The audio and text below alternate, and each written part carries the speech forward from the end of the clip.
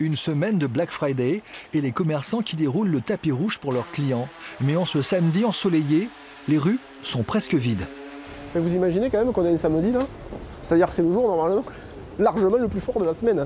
Donc quand vous voyez ça aujourd'hui, vous imaginez ce que ça peut donner les jours de semaine. Pas de problème particulier pour se rendre au centre-ville de Béziers. Mais la ville a vécu une semaine de barrage des gilets jaunes. Aujourd'hui, les consommateurs ont peur d'être bloqués. Ils désertent le centre historique. Dès l'instant, on bloque des entrées de ville. On a le Chaland qui reste aussi coincé, donc ça paralyse un petit peu quand même le commerce. Un petit peu, voire beaucoup. On a une semaine assez tristounette, on va dire. Faire des manifs, faire des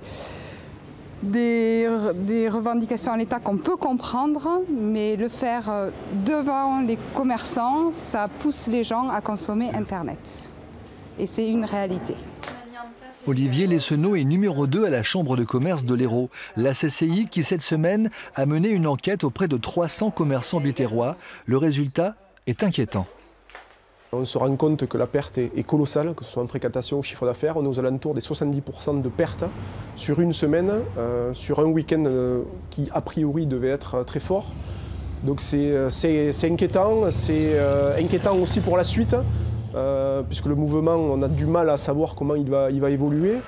Un mouvement des Gilets jaunes qui pénalise le commerce local, un Black Friday qui profite aux grandes enseignes et aux plateformes Internet. À l'approche de Noël, les commerçants de cœur de ville ont plutôt tendance à voir la vie en rouge.